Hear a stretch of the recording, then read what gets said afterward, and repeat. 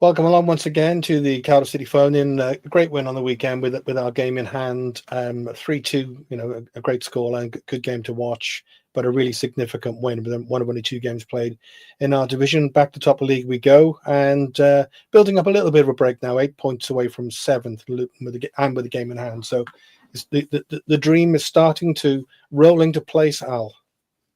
We're talking too soon again, aren't we? I was looking at, we beat Stevenage tomorrow night, then we go 7 points clear of them, and so on and so forth. Yeah, it's too early. Yeah. It's too early, Steve, isn't it? It's too early. From what I saw Saturday, I thought at times we were fantastic, and you wonder how we did so badly, for example, at Blackpool. But when things are ticking, we look fantastic, and then the other end of the field, it was a bit calamitous for their goals. So it's strange. We should, looking at the next few games, we should be wiping the floor with these teams that we're playing. But this is Cardiff City as well. We know. Yeah. So it's interesting, isn't it? Because obviously we're sticking with you, Alan, for now. We're as we were talking about earlier. It's exciting football. It's great to watch. We're playing with pace, bit of panache, creating lots of chances. Shots on goal and all the rest of it. And we're winning. I'm at top of the league, right? Yeah. But we're also Cardiff City. Yeah. So I can't remember. I honestly, I'm struggling to remember enjoying going down to watch them as much as I do at the moment. Yeah, it's really enjoyable. Really, it's. We're trying to hark back to games when we were enjoying it. Some people say, "Oh, when we're in the Premier League." For me, the whole wasn't that enjoyable, was it? Really? No, I just didn't enjoy the whole red experience and so on. So then, prior to that, I suppose we've got to go back to kind of the Dave Jones era. I think so. The Dave Jones era would spring to mind for me for enjoyable football. Yeah. So I'm enjoying this much more, and I also enjoy it more, obviously, when down the road they're doing so badly, and it does make a difference to me. That's just the way it is, isn't it? Yeah. They scraped the win on the weekend. Sorry, Al. I think they did, didn't they? Yeah, but it's car crash material down there at the moment. Getting a coaching team in who they said, they delayed their visa applications. They haven't. They've had their visa applications turned down. They're now appealing against them. It's fantastic. If that was that's Cardiff City, isn't it? See, I said they crop up. So sorry, a bit early in it. No, I'm not obsessed at all. No. Ed, how are you reading things? Obviously, you're really enjoying it. It was a great result, and that was a game we had to win, wasn't it? Really? Yeah, it has been enjoyable. We have had a blip as well, but that's because I'm seeing it as BBM haven't really found his centre halves. He's been playing around with the back a lot. Yep. And I think the panel. Do you agree? It should be Lawler and Fish. The two centre halves. Dispute over that. 100%. I can't see a way back for the others unless one of them gets injured or suspended. Do you know what I mean? It just looks like there's a bit of confidence and going on. Like Ashford had a little blip and his head was down, but now you could see he got that goal against Mansfield, and then on Saturday he was good. Yep. He created that great goal. What was pleasing to see on the weekend is that we got to the byline and crossed the ball into the box, and that created those 2 solid goals. Rather than someone said to me, I was up in level 4, and someone said we start playing the Cardiff City C. He said to me, and I said he described it as we go forward, we get back, and then we pass around the box, and then we created it onto the left hand side and to the right hand side. By the time we do that, the defence are back, and we don't get the ball in. Where we were more direct on Saturday, I see. Yeah. The ball from Bagan and then the ball from Ashford. And it's pleasing to see. It is really good. And Christmas is always going to be hard because the games come thick and fast. I'm glad we're out with our virtual cup. Lots of games came in, yeah. Yeah, and let's just see how it goes. But we are, we will have a blip. We can't just win every game. We got to, as we say this, we are Cardiff City.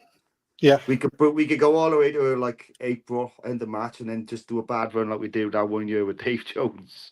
Well, I should remember. I can't remember the name. What was that club, Nigel, where we managed to that season? Was it Sheffield United where we blew the playoffs by losing like Sheffield Wednesday? Yeah, Sheffield Wednesday. Yeah. We managed to pull defeat out the fire that time, didn't we? Yeah. Preston. Sheffield Wednesday was another one last game where they blew it. Preston was the one I was thinking blown of. it a couple of times. Crazy result, yeah. Yeah. Are you starting to believe though, Nigel? You know, because we talked about this on the show the other week, where we had to put a run together and we had this run of home games, and it's early days because, like Ed said, there's quite a few games coming up, but it's quite important that this run, if we can keep it going and keep the home form going, we could kick on a bit, couldn't we? Yeah, absolutely. I think when I was last on, we started the season really well, didn't we, with the 5 wins and a draw in the first 6, and that gave us a little bit of cushion. So where we've had that inconsistent run the last couple of months, it brought the pack back to us, but kept us, up the top and in contention. But I think more than most teams in this division, Cardiff are capable of putting a long unbeaten run together or a good winning run together. So now we're seeing with 3 on the bounce. So we'll always have that capacity to put runs together that maybe a lot of other sides can't. But I think what's key at the moment is I think for the first time this season, we're starting to see a bit of a settled team. I mean, only 2 changes on Saturday, which I think is the least BBM has done any time since going back to August, September, because typically he's been changing 4 to 5 every game, hasn't he? So, and I know injuries have been part of that, but it did seem that for the first time he's gone for a settled team without messing it around too much. I'm sure we'll see changes tomorrow at Stevenage because these games are coming thick and fast, but I think we have got interchangeable players now. And what we are seeing, I mean, what I've noticed the last couple of weeks is that that bench is more powerful than any bench in League One, isn't it? It's pretty impressive. That's given us the capacity to kick on in games, but also the key feature for me as well, which I mentioned on Twitter at the weekend, the last 3 games we scored early, and we haven't been doing that all season. I think all season we scored 2 in the first 40 minutes. Yeah. Now we've done it. Now 3 successive games we've done it now, and it gives us early control over games and allows us to play our game as we wish. And I think, even though Huddersfield came back, we were still composed, and the belief was there we were going to go and score again, wasn't it? Yeah. What you're saying is that's quite interesting because so up until the round running a bit more recently, a bit more pace and a bit more kind of get-go from the beginning, just kind of going for it, which is nice to see. And it kind of opens up them. And so when we attack from the back in numbers, it just kind of really opens up, which we hadn't really been doing particularly well. And in some of the first halves, it's just like, do you want to go to half time and then, we start playing football, but we really seem to have come through that. I want to ask you one thing, which Ed mentioned, and then I'm going to go to a comment from Lee Griffiths, that the point about the centre backs, and it was, I think Jason Perry said it a few weeks ago, about centre back pairings. If because you kind of build from the back, and Stevenage are a great example of that, aren't they? About having a solid defence. So if the only way surely to, I would argue the best way to build a strong defence is to probably stick with the same centre back pairing, and even if you're going to slightly fluctuate the fullbacks. What do you think, Nigel? Yeah, no, I think that's the key. I think every game they were changing recently. When it was Chambers and Fish 1 week, Lawler and I'll show the next, and there was very little consistency. But I think for quite a few weeks, most Cardiff fans have realised that Fish and Lawler are our best pairing, and it may not even be the best 2 players individually, but they complement each other so well, don't they? They cover for each other. It's a bit of height in them. They've often a threat up front. For quite a few weeks, we had no set piece ability at all going forward, and now we're starting to look a bit more as if we are able to do something when we get forward. Fish scored last week from the corner, didn't he? Yeah, so he's a handful, isn't he? Oh, what a player! What a signing! I think he's got cult hero status already, hasn't he? And that's a great thing. What I'd also say, Mike, for the second week running, I think every player had a good game. I couldn't say there was anyone who had a bad game last Saturday. No, they're all sort of getting to the levels of performance you like to see them when they are really ticking over, and it's exciting at the moment. It really is. Well, talking about it being exciting, Al, if I bring you in on this comment from Lee, and I think it's probably what I had said earlier, when we kind of all know, sorry, not that one, this one here, about it being a great result, but the attendance being disappointing. It wasn't, but it's a certain time of year, isn't it? And there's only a certain amount of money, isn't there? Yeah, only a certain amount of money, and it's a perfect storm at the moment. Okay, you've got that game on Sky. Okay, people going Christmas shopping, money, the weather, and kids who go in the family stand, for example, play football on a Saturday morning. Yeah. Now, if you're a parent, you take the choice, and I did. You know, you want to see your kids play football before going to see Cardiff City. That's what you want. That's what you want to do.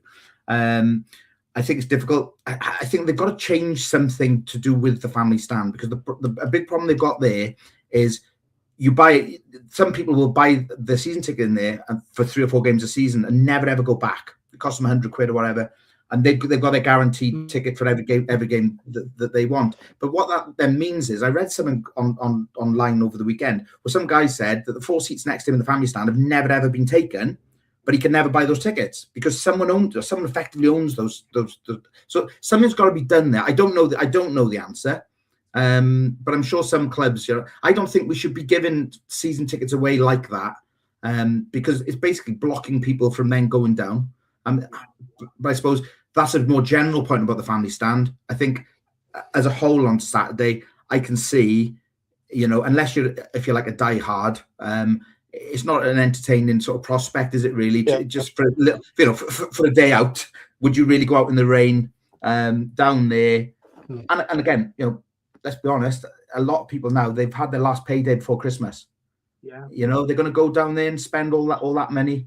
If they've already perhaps bought Chelsea tickets, I hesitate to say they bought Chelsea tickets, which wouldn't then go with their season ticket. So there's loads and loads of reasons, and I don't criticize anyone for not going down. I wouldn't, especially this time of year. I just wouldn't do it. Of course, the Doncaster game, they've done the special rates, haven't they? So hopefully, they're trying to kind of ameliorate it a bit that way. And hopefully that will help. But I saw Nigel a little dig. Sorry, I saw Nigel a little dig on Twitter about Swansea giving this giveaway tickets or something, and it works out. You can go down there for like £6 a game or something now. £3. How much to get out? Yeah, but yeah, it was. I don't know the answer. I think it's too easy for people to say, "Oh, they should turn put the Canton end at the family end and turn it around and all that sort of stuff." Yeah. I don't think that's going to increase attendances. We should start with the Chelsea match, maybe. Yeah, and look, as far as atmosphere is concerned, if you get the results on the pitch, you'll get a good atmosphere off it. It's as simple as that. Yeah. And the comment on the screen there, Ed, because again, here's another one. Like Nigel said, really. Wintle was out of favour fairly recently, but some of the passing he's playing and his vision, particularly for the goal for the Isaac Davis goal, a beautiful pass through. He's coming into his own as well, isn't he? Yeah, it's defensive battling as well. I was up in level 4 and I was watching the game, and the first one we seen on the team sheets that you get given up there, and I even admitted, I said Wintle and Turnbull together, and I was like, it never works. It's too slow. But Wintle was the dog. He was getting back. He was winning the ball. He was the possession. As soon as he got, he was looking wide to pass it on to our wingers. And he seems like a different player. I know Bradbury used to slate him. Why we have Wintle in there? And it just seems like he went to Millwall. And maybe this is his level. I don't know. But he seems a different player since he's come back as well. And there's a drive in him. I like to see him happy as well, doesn't he? He looks like he's enjoying his football, But I would like to see him in the middle with Robertson. I prefer Robertson over Turnbull. That's my opinion. I think Robertson could give us something. If we did that, then Ed, who would be on number 10 at the moment? I would like to say Isaac Davis, but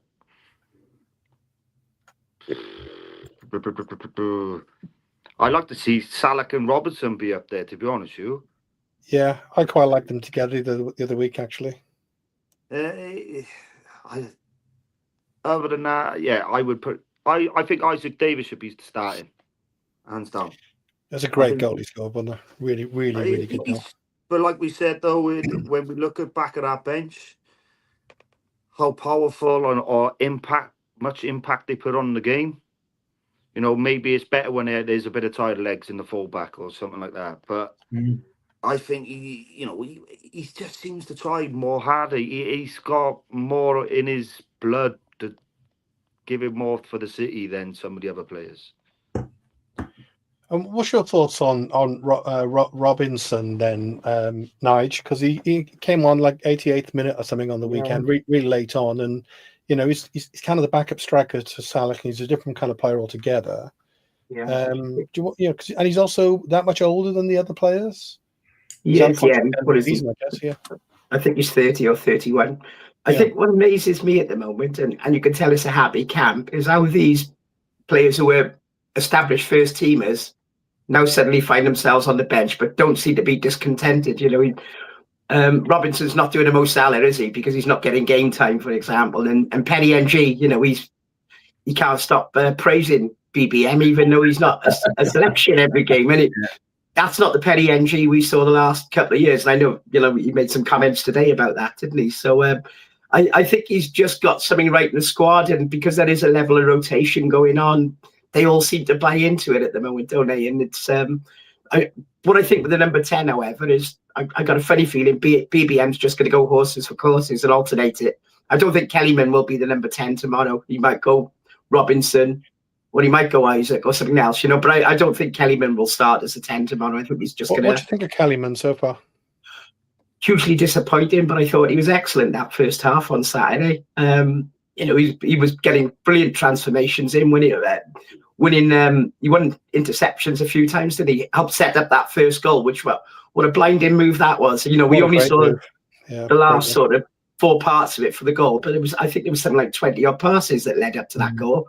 And we've all adapted to it as fans, haven't we? Because a couple of years ago we would have probably we've always wanted this 100% up and atom football, but we sort of really got into this established passing about, recycle the ball if you can't get the opening. Can get a little bit frustrating at times, but they are now finding an end product, which they weren't doing 6 weeks ago. They seem to have found a groove all of a sudden, and it's great to see. I've watched that goal back, Nigel. I've watched that goal back, right, the first goal, right? And the speed of the passing for that goal, right? If you watch it in sort of TV style, if you like, it was absolutely fantastic. I've watched it back and back and back and thought, geez, this is a proper football team playing this. It's a class above this level, isn't it? Yeah.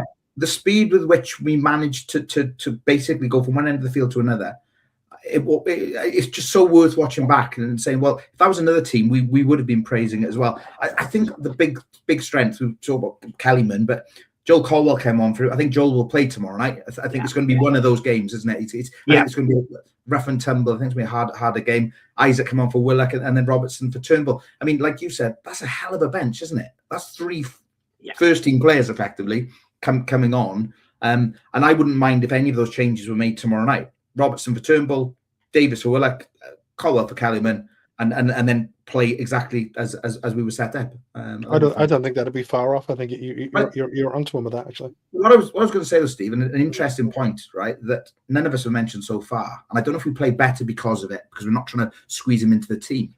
Ruben Colwell hasn't been playing, obviously. I know, yeah. I know. We kind of looked a little bit more cohesive without him, and it's horrible. I don't like to say it, but sometimes you kind of think, but he's kind of, I don't know. Sometimes he's drifting in and out, and I think on Saturday, I preferred it without him. I know you disagree with me there, Ed, but obviously a great fan. No, come on, Ed, please disagree with him. Yeah, and what I'm trying to say, sometimes Colwell tries too hard to create stuff. Do you know what I mean? And we get caught out. We get caught out on the break. I think he's a great player. He's probably unfortunately he was having his probably best season he's had since breaking into the seniors, and just to have that injury is it's giving the other boys a good chance though, haven't it? Really. And they got to step up. But I think in the comments, someone said they need a leader. Yeah. Which sometimes I do. Wintle was captain, of course, on the weekend, wasn't he? But is he a captain? I prefer to have someone like... I see Fish as a future captain. Yeah. That's what I believe he's going to be a future captain. I've always said that. But at the moment, of course, he's Wintle probably gets it because of his seniority, because he's like an older head, maybe. Yeah, that's what we do need. As the chap said, going away tomorrow will probably be pouring down in Hertfordshire. You've got to get the kids going, pick them up if they go down. Deal with the pressure as well. So and the comment on the screen there, just to bring you to that, from Steve. Hi, Steve. Which is amazing, really. They've only scored 19 goals this season. Just like a goal a game, or even less, actually. The same as Plymouth, was second to bottom, but they've only let in 11. So, do you think tomorrow, Ed? My thinking on it is, if we play the style that we started on the weekend, and we kind of go for the throat, and we get an early goal, they might just wobble a bit because they're just not used to conceding. Yeah, well, let's go direct. Let's get it to the byline again. Yep. That's feed the salad. That's feed. I like it. I like this. It's great. Do you know what I mean? Get it across the box. Yep. He's a fox in the box when it comes to the air. But look at him when we played up in, where was it? I went up to Stockport. We deserved nothing. And, he just stayed there in the box and he got that header. It was like slow motion going in. But I think that's where his money's worth. Getting in the box and heading. It's a bit like, I'm not going to say Peter Thorne. He's apparently magic. I don't know if it's true. Is it? A bit like a Helgeson, he is. A little bit like a Helgeson. Yeah. Going back to Salah, Youssef comments. He's 6'5", yeah. So and he's he's not there to be a dynamic, pacey will-o'-the-wisp. He's there to put the ball in the back of the net, and he's great in the air. He's towering above them. And I'll contradict myself deliberately in what I'm going to say now, right? So Bagan got to the byline, left-footed player, put a left-footed cross in, couldn't miss, back of the net. Kean Ashwood gets to the right byline, right-foot player, put her in a 6'5" striker, back of the net. However, the Isaac Davis goal was created in another way, and he was an inverted winger because he got in from the left. So I can kind of see a little bit of it, but I think as an asset, let's use Youssef. He's top scorer in the division now. But Steve, did you see the flick he done? Yeah, it's beautiful, wasn't it? That was brilliant. Yeah. It was nearly like Lee Tomlin at Leeds. Oh, that was one of the better ones, wasn't it? Yeah. Nigel, I'll bring you in. There's a music reference coming your way, which you'll like. Yeah, I think you'll like this one. When it comes to watching Wintle this season, the times they are changing.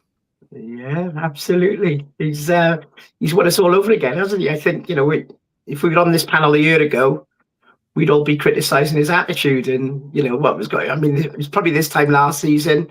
He got into an argument with a crowd during the game, wasn't it, in the Indian stands? And there did seem to be a problem with his attitude at NG as well. But then I think you just realise it was an unhappy club. It wasn't being run that well. It wasn't being managed that well with Reza. And maybe listening to NG today or seeing what he said today, Cardiff are playing. Let's talk about that, Nigel. You brought it up. You showed it me earlier. It's interesting. Yeah, he just said that. This season he's enjoying it because we're not playing fight ball, which they were playing last season. And I mentioned to you earlier, I found that ironic because NG was probably the leader of fight ball, wasn't he? He spent more time looking at the opposing striker, how to get him upset. All the dark arts were going on, and he wasn't concentrating on his football and got caught out for so many goals because he just wasn't defending properly.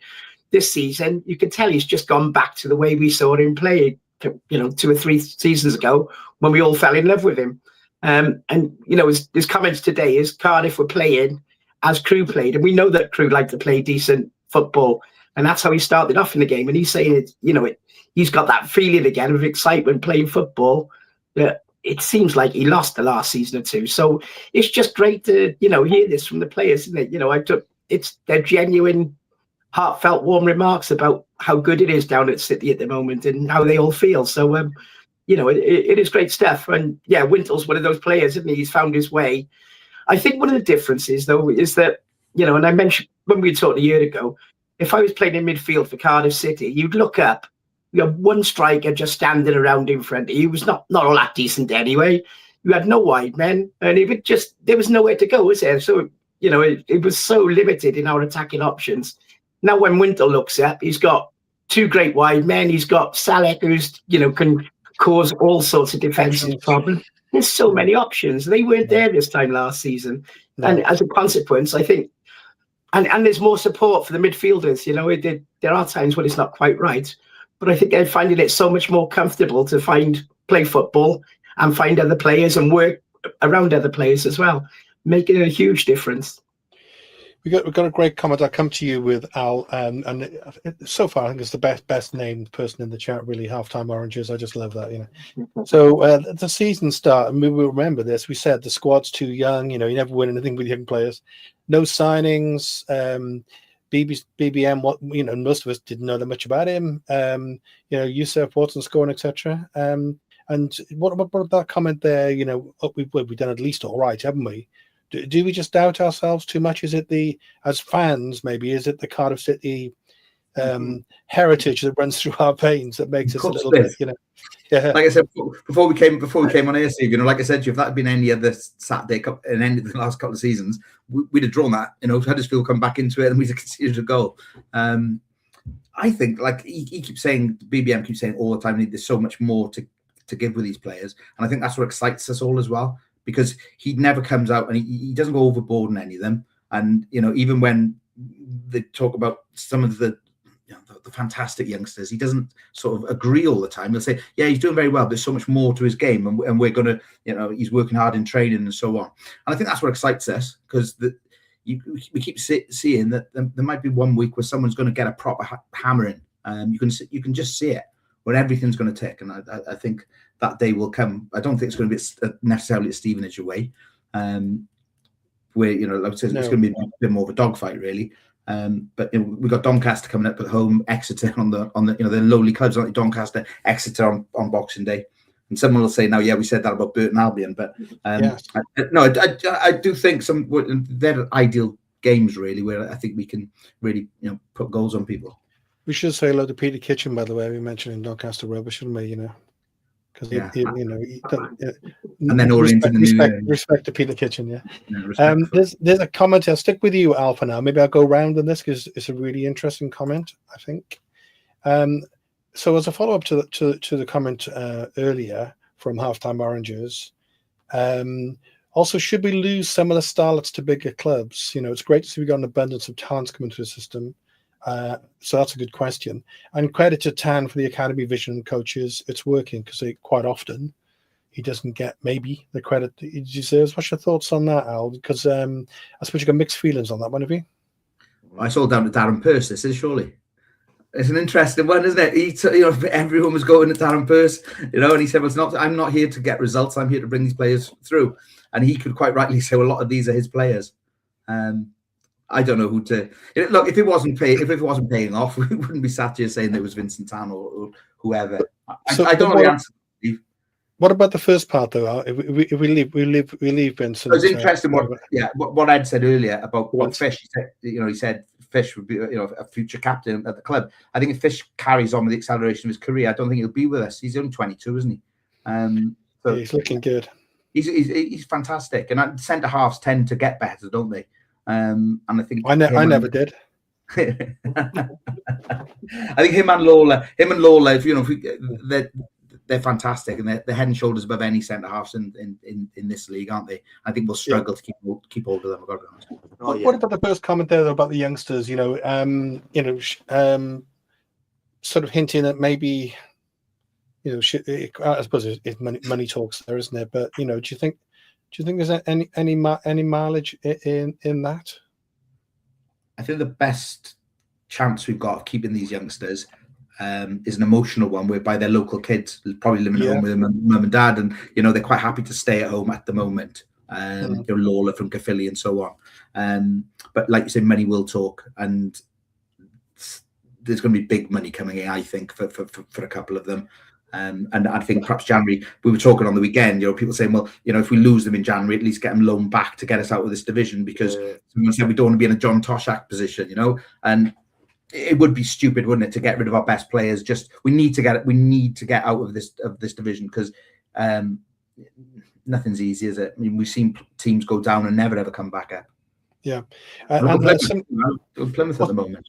Yeah. Oh, look at Plymouth. Yeah, I thought Plymouth would do really well this season. That's the way they battled to stay up last season. But I met with my brother-in-law on the weekend, and I was talking about how much I'm enjoying the football, and he asked me about the coach, and I said, he's great. He said, you don't say that very often, so it is quite a kind of positive time. Now, bearing in mind there's stuff going on behind the scenes, obviously, with the club, Ed, and something we'll talk about a little bit later on, is kind of in the news at the moment. So I don't know whether that changes the agenda, but if we think like Ronan Capaccio, should we say, and Dylan Lawler, let's say, a club like Leeds, they've got like 3 or 4 Welsh players already. Let's say they came in by 20 odd million, I'd like to say we don't lose them, but like I think if they were, we are Cardiff City, we do sell. We will sell, but like Al said, it'd be nice if they got sold. I don't think they're ready for Premiership, those two yet. I don't think that. I think Capaccio he's got it there, but he gets caught out a couple of times. I think with Lawler, he looks great. He's read the game. I think someone told me he's captained the team all the way through his years. Okay. And he looks good at the international level, but his international level slower. I don't know. If he goes in the Premiership, I think he could get sold and then he'd end up coming back on loan. I think so. That's what could be drawn up in the contract until a certain time, and then it'd be goodbye. If the big guns are after him, but that's what you do, especially when you're in like international football. So, Nigel, do you want to comment on that? Yeah, it's a tricky one, isn't it? Because I think football-wise, I think it's in their best interest to stay with City, go up with City, get promoted, have a season in the Championship, further develop their game, and then sky's the limit for them. But you've also got, Lawler, who's already started international football. We're live on ITV and Sky next week, aren't we, against Chelsea? If he stars in that game, he's almost writing his own transfer. But then you've got to remember, he was a player who could have left us in August because they just didn't handle that new contract of his that well. And I know he had really good options and offers on the table at home and abroad. And he chose at that time to stay with Cardiff because he felt that's where it was best for his career. So he might still be thinking that way. I know his agent probably wouldn't have minded if he did cut a deal there, but now staying with Cardiff, he's likely to get a better 10% when that deal eventually goes through, isn't it? But, like I said, the ideal for me, and I know I've said it on this show before, I really do think we got a one-season hit at getting promoted, because if we don't go up this season, these boys are going to leave us anyway next summer, aren't they? And then we're going to have to try and rebuild and start again. Has Vincent Tan got the appetite? Does he want to do? And I think it's in Vincent Tan's best interest that we go up this season as well. So, if Chelsea or anyone put a few million on the table, what's that against the cost of staying in League One again for another year and not being back in the Championship? You've got to weigh up those things as well as a club. So it's tricky, but I'd be shocked if we don't get bids for them in January. I'd be really shocked. Yeah, and of course, sorry, I was just going to say before I bring you in now, this as a lead in as well. Of course, the Chelsea game puts them in the shop window as well, doesn't it?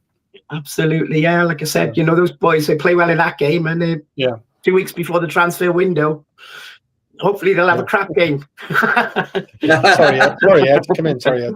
No, I was going to say something. We mentioned about Vincent Tan a few times, and at the beginning of the season, it was all about a takeover. Yeah. And in ironic, the football has got better and all that has gone out the window. Do you know what I mean? Yeah. We were all talking, we get bought out. We still think like if they do win the case and everything, we get sold. But it's just when you got a happy stadium and happy people, the negative kind of brushes away. But it is us fans being fickle. Do you know what I mean? I was going to say that word, yeah. I'll admit I'm fickle. You're up and down with the club, but it's nice to see we're on the uprise, not on the downslide at the moment. We're at the peak, not at the peak, but we're at the peak of the season where we're doing well. Yeah.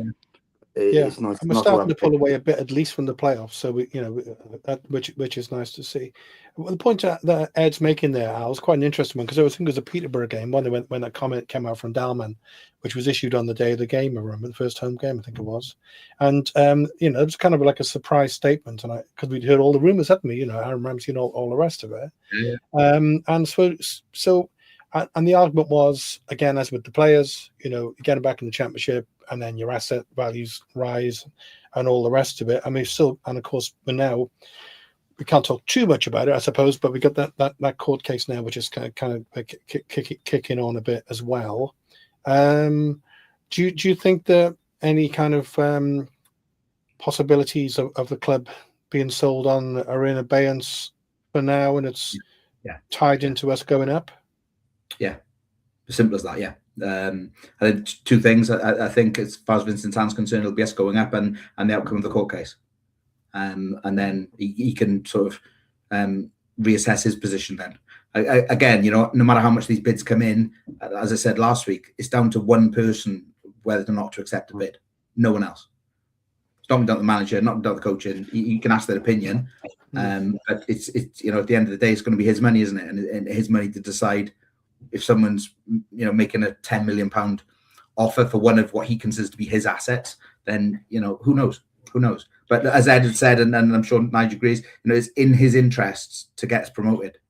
Yeah, and that's as a businessman. Nothing to do with being a City supporter. Of course, as a businessman. Because if you go down there now on a Saturday, you talk earlier, Ed, about level 4 and so on. You go down to hospitality there; they're not getting any money in. The hospitality on the weekend they wouldn't be selling the advertising. They wouldn't be selling the tables in there. They got all the executive boxes and so on. They're not selling them. So the match day money going to the club at the moment is minuscule, really. And that will change. It'll be good for the Chelsea game, obviously. But if we go up, all of a sudden that all changes, and there's more money coming in, and more local business. Sorry, it relights. Yeah, it does. It does. I've seen today. I mean, crikey, some of the offers they got on at the moment. The one, go out and dig the pitch before the game. Really? I didn't see that one. No, honestly, you can. So the three hospitality ones now are: you can have lunch with a legend. I don't know what that's going to be. You can go and dig the pitch before the game, or you can go and sit in a dugout before the game.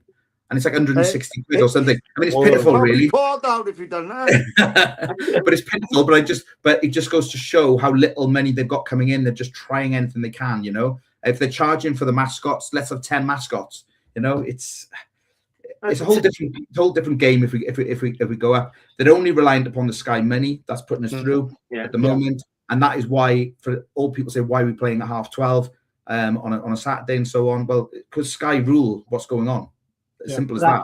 So that groundsman offer, was it £169 to help fork the pitch and then have a meal and drink? No wonder they got no money coming in. Who's going to pay that in there, right? I wouldn't do that to my worst enemy. You can build up an appetite, I suppose, can you? Hey, Nigel, do you remember Peterborough where we went on the pitch and changed they counted Barry Fry. The pitch then for free. So I want to just come back to Al on this one, and I'll be a delicate topic, so I'll be as delicate as I can. So again, on the weekend, I'm enjoying the season, and again, as Nige said, I totally agree. It's all great, right? As long as we go up. Yeah. We have to go up. Right? Yeah. So and then in the background there was a statement from the club, which I think was emitted yesterday. Kind of fairly bullish kind of statement. It's going to play out over months. I don't know how can I say it. I'll just put it this way, I suppose. What did you think of the kind of the tenor of the message that was put out by the club? Can you kind of understand it from a business kind of perspective? I think it was ill-timed. I don't think there was any need for it, but I think it was tactical. It was tactical to put towards his Nantes legal team. Nothing to do with, again, football. This is to say to Nantes, we think we're going to win. People saying, "Oh, today will be the end of it," because today's very, very much a preliminary hearing. We're not going to know anything. The judge over there is just going to he'll be presented with the evidence and he'll give his initial views as to what he thinks. Okay, the judgment's going to be reserved. So basically, what he's going to say is going to be that could be months. I would much prefer get the footballing season out of the way. I don't really, although it was a strong statement. Okay, I don't think there was any need for it. I think it can distract from what is the most important thing, which is promotion. But I think from a legal perspective, i.e. Cardiff City or Vincent Tan against Nantes, that's why they did it. It was purely tactical from my perspective. Just one more for Alan. So on the back of that, I don't know, maybe you don't think this way. My gut feeling is it might end up with some sort of out of court settlement, I'd imagine. Yeah, one way City have gone super high, haven't they? They've gone super high. They were ordered obviously to pay the transfer fee, and they've gone back and thought, right, we're really going to go after you now. And they've gone 120 million or whatever. You know, if they were awarded what they're going for, that would put Nantes out of business. They probably would never get their money. It's not a realistic sum they've gone for. Nantes haven't got 120 million to pay Cardiff City. So I think they've gone in high and hoping that Nantes then will turn around and say, okay, well, we'll give you X amount out of court. So I think you're right there. I don't know whether, Nigel, have you got any comments on that at all? We're trying to be fairly kind of detached, obviously. I agree with Al. I just didn't feel that statement was necessary. I think it was fine for the club to say, we got this here and it's the next stage of it and we'll get an outcome next year. But to go into some of the remarks they made, I think we've all seen on the socials today, it's just kicked off, hasn't it, with supporters who don't understand the nuances of the case, why Cardiff have a claim. People say it's disgusting, embarrassing, and it's not. The club have got an absolutely valid claim. And any other football club would do the same thing if, the circumstances happened to Cardiff, what happened to them. So it's that, but, I did mention on one I saw your post, that's one leading you into it, yeah. When Vincent Tan says he's doing this for football integrity, that part of it makes me laugh. I mean, there's a valid reason for the claim, and he's right to go ahead with the claim, but, don't insult us by saying it's about football integrity, the way he's acted at this club and, with the red over the years and things like that. It's just silly stuff like that. And I lose a bit of patience when I see stuff like that. And I just felt it was completely unnecessary. But as Al says, it might well be for the purpose of benefit of Nantes rather than the Cardiff City supporters. But yeah, I just didn't feel it was great. It'll look embarrassing if we don't win their case in a few months' time. That's going to come back to haunt them, that statement yesterday. Any thoughts on that, Ed, at all? I'll be honest with you, I didn't really look at it. I had some scouts texting me, what's this about? And I said, I don't really want to get involved, but I do think that. Go on, Ed. No, I do think the more it got adjourned, the more Cardiff got a case. I don't know what you think, Al. Yeah, definitely. Otherwise, if we never had the case, it wouldn't have been adjourned. I think Nantes are shaking in their boots a little bit. Yeah, and look, if the whys and wherefores of it, okay, if City do win the case, that does pave the way then for Salah's families, because they've got a claim in the background as well going. So I think I don't think we'll be having a pre-season against Nantes. Do you? No. we won't be twin cities anymore, will we? I know. It's a shame if it came to. I mean, it will. I mean, obviously, it will spill over, but there was quite a lot of goodwill between the two sets of fans at the time, wasn't there? Because it was such a tragic thing. 21st of January is not far away now from the anniversary. I put the comment on there to give a bit of balance. Vincent Tan. Talking about credit with the kids, because he often doesn't get that, and is an interesting one. And I'd just ask you this one first. This is a good comment, I think, because it really bugs me. I mean, remember the old days when was it 4 steps with the ball and all that? Yeah. Oh yeah. Good to see the referee enforce the 8-second rule against Trot, even if it almost cost us, because it's going to take, isn't it? It's going to take the referee at some point to actually, impose the rule, because it's like the elephant in the room, isn't it? Yeah, Steve, I saw that incident on Saturday, and the referee, when it got to 5, he held up his fingers to Trot, and you could see him going 5, 6, 7, 8. Trot knew what was coming. He just didn't release the ball, and he knew he was warned. So yeah, I thought it was, panic at the time, wasn't it? But great refereeing, really. And I thought he was quite a decent ref on Saturday because it was quite a physical game, wasn't it? You know, Huddersfield were rattled because Cardiff were passing the ball around. Then they did go in with a couple of nasty challenges, first half especially. But I thought the ref had a good game Saturday. Al, you're fairly happy with praising referees?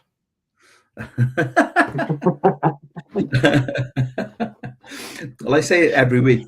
People perhaps I don't realise, but what's happened is a lot of the refs lower down the divisions have all been sort of slowly promoted up just because of VAR. So in VAR, they're taking a lot of the weekend's referees. So the lower you go down the leagues, the more inexperienced the referees are. And I know that from League Two, they've got some debut referees at the moment, which is it's quite scary. But I think the standard refereeing's can be pretty appalling, but it was all right on Saturday. It was okay. I thought Huddersfield did all right, but reading some of their supporters' comments, they're not happy at all. I thought they were all right. I didn't think they were a bad team at all. Well, they've probably got the same attitude as us, haven't they? Because they probably think that they're too big a club for this level. I had them as favourites to be there or thereabouts. I think they could still come good. Yeah, I thought they were all right. I think tomorrow's going to be the unknown for us, isn't it? Stevenage, no one expects them to be up with. Yeah, but no one expects them to be there. Obviously, the defensive record, like Steve said earlier, this defensive record is really, really, really good. I don't know what to expect. I mean, Perry NG today said, "Oh, it's going to be a physical battle." So they've got some big lumps, haven't they? Yeah, Alex Ravel's the manager, isn't he? So yeah, of course, yeah. He's going to be playing. They're going to be playing. That's why they don't score many goals, because they didn't score many goals when Ravel played for City either, did they? I think we scored him after the screaming in the playoffs. That was it. You're going up tomorrow, Al? Yeah. Yeah. Like I said, sorry. You'll be on Sky again. They show you. Yeah, I didn't leave that. I didn't let the Wimbledon game. I don't think I lived that one down, really, to be honest with you. Well, we do need to talk about that a little bit, I suppose, don't we? I was a little bit excited, yeah. You always predicted it, though, didn't you? To be fair, I just think if we get those points tomorrow, I am getting carried away, but you're starting to pull away from some teams, and then all of a sudden you get the momentum going. And we could be that team, that just sort of goes away from the others. We won't, will we? Come on, we'll probably lose tomorrow. Ed, it's an interesting one tomorrow, and I think I'm right in saying that. I might be wrong. If I'm wrong, I'm wrong. But I don't think we've played them before, so I don't think there's any stats available against Stevenage. I don't think we've ever played them before, actually. I don't think we have, but in any case, if you think about Cardiff City, a few years ago we were a Premiership club in the Premiership a couple of times, been the FA Cup finals, Here we are in League Division 1. Much as we're kind of enjoying the ride, so far, it's kind of funny, isn't it? We're thinking, we got Stevenage away, that's a toughie. When we're going to puff Alex Ravel, I can't name a single one of their players, but they've done well, haven't they? They're tough enough to crack, obviously, at home. They've had a great start to the season. Yeah. And like you said, it's the unknown. And they must have a good home form. It's a tight ground. Yeah. It's a new ground it'd be a new ground for everyone. And that's why I think it's going to be sold out. I think they not liked against Bradford, didn't they? Bradford come here and they were probably the best team I've seen down here. And Leighton Orient. Orient were good too. Yeah, and they played well anyway. They played well. We got to start well, and we got to then be a unit. Do you know what I mean? Would you be thinking? I don't know, because they got that defensive record. Do you think we'd like to change things around a bit in the way we approach it? What I like, Steve, is just to get to the byline. I'm going to say it again. Just get the. These are the best comments of the season on the show. These are. It's just, I'd like to see taking on the winger. Let's see the counter attack as well. Do you know what I mean? And I think we were starting to show a little bit of dangers with the danger man up there. And what's he on now? How many goals he scored in the league? 9? Yeah, I think so. 9, yeah. I expect 10 in him, all competitions. I expect him, if it carries on, I'd expect him to hit 20. Yeah. And I think, I'll be honest with you tonight, I think he's going to get another goal. and I think, fingers crossed, we win 2-0. That's my prediction. That's an interesting one. Their top scorer is somebody called Reed. He's got 6 goals. That's not Bobby Reed, was it? No, it's a J Reed, and I think he's the only one in the list. Apparently, somebody said on here that they're number 2. I don't know who that is. I'm going to name, but the number 2 apparently is a good player. And what about Nige? Do you have any? Because I do, even though we're doing great. I mean, that goal we conceded against Huddersfield on the weekend, such a mess of a goal. Yeah. Sometimes we do look a bit vulnerable as well, but yeah, and they're all big lumps. Does that concern you from dead ball situations? Yeah, I mean, hopefully, City have shown a bit more mettle recently, and I think they are getting to grips with things. But if you look at some of the away games where we've played these aggressive, physical, in-your-face teams, I'm thinking of Port Vale, Stockport, Northampton, even for a while. We have found it really, really tough battles, and sometimes we've got results possibly we haven't deserved in a couple of those games. But they found a way to get a result. But you would like to think that now they're sort of hitting their stride, they can, really stand up for themselves more than they have. And I think, those boys are getting more mature. They're still, you've got to remember, some of them are still first season pros, aren't they? But I think as the things have progressed, you can see them progressing as well and getting more physical with it. So they've got to stand up and be counted tomorrow. You can't rely on just turning over by Stevenage just by playing 30, 40 passes around them. That's not how it's going to be tomorrow. No. So, yeah, they've got to show their mettle, and, they're top for a reason, and they want to stay there, and they can get a really big statement win tomorrow, and, which would be fantastic going into this Christmas period as well, because that gives us really good gap then going into that, with those games to come. Yeah, I want to bring Al in because there's a great comment. I got to bring him in on a second. But, obviously we're talking about a glamour tie tomorrow, Al, away at Stevenage. But I understand, Hal wants to know, do you think Boca Juniors is overrated or worth a visit, I'll just say it's worth a visit. We'll just leave it that, shall we? Yeah, it's worth a visit. I was all lined up to then say, because someone had just said Stevenage haven't lost at home. Okay, they've only won one in the last 6. Okay, and they're up there because of their early season form rather than how they've done lately. Okay, they've had a couple of they beat Luton. I know it's their derby, I suppose, and they beat those 2-0. What a horrible match that would be. Yeah, but we just. I think if we're trying to look for the positives, if they were anywhere else in the division and they only won 1 in 6, we'd be going there with an awful lot of confidence, wouldn't we? It's just that it's because they're up where they are. Yeah. I'm feeling confident. But well, I was confident. I was confident for the Blackpool game, and look what happened there. You got to watch what you say on this show because it comes back and bites you. Always. Geraint, sorry, he was referring to the Huddersfield number 2, Sorensen. Apparently, it was a decent player. What about Ed, with the fact that it's quite a physical division, League One compared to Championship, clearly. Lawler, he's got a great style about him. Fish is, strong lad, but I suppose if Stevenage, I haven't seen him play, but if they are big, solid. Hostile kind of physical players, you think they might be targeting the youngsters? I don't know. I think they try and target our fullbacks more like the Bagans, but Bagans, he's a solid chap. He's up for it. In mind. I think they're going to be challenging the fullback.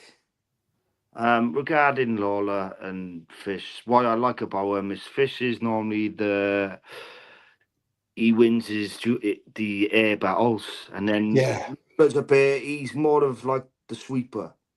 Yeah, he can be better on the floor, and that's where it kind of works. But they got to dig in. I don't think I'm just praying he don't start Chambers. Chambers is a midfielder all day. For us, he's better in midfield. Regarding centre half, if he drops back in, I'm just praying he don't change it, because then it just goes missing. Okay, Nigel, do you want to respond to that? Yeah, and Chambers in particular, actually, because it's another one, senior player, decent salary. Not got much of a look in, is he? Yeah, absolutely. I mean, I think he fits in well at the club. You know, if football-wise, I would say I wouldn't be disappointed to lose him and bring in someone else in his place in the January window. But you know, I don't know what he's like as a captain behind the scenes. Is he's obviously is seen as a leader as to the group because that's why they voted him captain in the summer. But I always worry when I see Cardiff play Chambers and centre half because he can be hit or miss. He has had a couple of really good performances. Wrexham in the cup, he was fantastic that night. But then for every Wrexham, there's a game where he's bloody awful, isn't it? So that's the worry. And whereas the two we got are really showing consistency of form now and complement each other so well. It looks disrupted when we haven't got that pair. Yeah, and of course I'll show, and there are some comedic comments in the chat, but our show is out for a while. Yeah. And so then we are down to Chambers, who he's got a good, he's played some really good clubs. He's played for England and all the rest of it. But I think I agree with you, Nigel. Wouldn't surprise me actually if we didn't move on come January or certainly by the end of the season. We got Doncaster to come, Al, of course, on the weekend, which we talked about as well. So we'll do some predictions on them in a second. But can I just put the word to you, and the word is Wimbledon. Well, yeah, we did have a conversation, didn't we, last week? Right, don't. I'm not going to say the question was. You don't want that. You don't want to talk about the other one. Did you? Yes or no? Just a yes or no. I wish I had. Okay. Yeah. Someone do a betting odds. Basically, they were if you put money on Wimbledon, you'd have got very, very, very good odds a couple of days before the game. And I think a lot of people put a lot of money on them. Apparently, because all of a sudden the odds came in right as the game was kicking off, and you'd have made Matt Turner, was it? Yeah, you'd have made an awful lot. So we discussed this last week, and I said to Steve if anyone's put a lot of money on, and no, I didn't, and I don't know anyone who did. Do we care? I suppose do we really care? I don't think we really care that much. It's just I hate seeing us lose anyway and watching it on TV. Nice getting better. That's about it, I suppose. But because he came out after in the press conference, he's so bloody cool, isn't he? He just turned around, manager, and just turned around and went, "Oh, I think it was a really good experience for those youngsters." And all of a sudden, he turned a negative into a positive, and we were all agreeing with him. So yeah. Because it wasn't the weakest. Ed was surprised. It wasn't as weak a side as I expected. There were some first. We had a fair few first timers. Yeah. But with that Osho, I don't know if he's gone to Marseille. Where did he go? He was in France, wasn't he? Yeah. I don't know if he lost but he's been calamity. Yeah. So it's a bit of a blessing. Give him time. BBM, I'm going to say, I don't think he'd have signed him. He's a bad player. Give him time. I'm sure. Hopefully, he'll come good. Yeah. So, actually, we won't even go with the Chelsea one. Let's just go with. So we got tomorrow. Stevenage away. Eddie said we're going to win 2-0. Do you want to give us a prediction for the Doncaster game? Question: does Billy Sharp still play for them? Well, I don't know, but I can have a look for you. Because he always scores against us, Steve. Yeah, he's so old. He's Billy Blunt these days, though. I thought he played for the Good line. If he's playing, it's going to be 3-1 on Saturday. And he scores.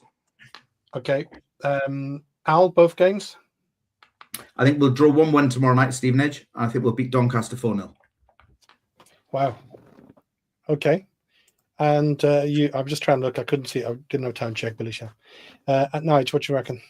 Optimistic me thinks 1-0 to City tomorrow, but 1-1 if not. But I do think we'll put 3 or 4 on Doncaster again, as we've done the last couple of weekends. On Saturday.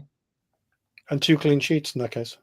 Yeah, if we get 4 points from those 2 games, I'd be more than happy. I'd take a point now tomorrow night, but I want to see us go for 3. Sharp plays with Doncaster. Yeah, there you go. So get your money on that, Al. What goals is he now then? He must be about 40. Yeah, I know. Still scores goals though. Anyway, thanks all. Great show. See you soon. Thank you very much, Steve. Thanks, guys. This channel is powered by an incredible membership community on Cardiff City World and patreon.com/AcePodcastNation. Becoming a member unlocks exclusive rewards from early access to live event tickets, bonus content, and even the occasional inside transfer scoop when we get it. But more importantly, it allows us to bring you top quality Cardiff City content 7 days a week. Across those 7 days, we're talking match previews, exclusive interviews, instant match reactions, the breakdown podcast, tactical deep dives, the spotlight series, Bluebirds Rewind, Academy Focus, and just so much more. Led by myself, backed by an army of passionate Cardiff City fans, this is content created by fans for fans, balanced, professional, and 100% all about the club we all love. If you enjoy what we do, then join the community today and support what we are doing as we help to keep Cardiff City World flying high.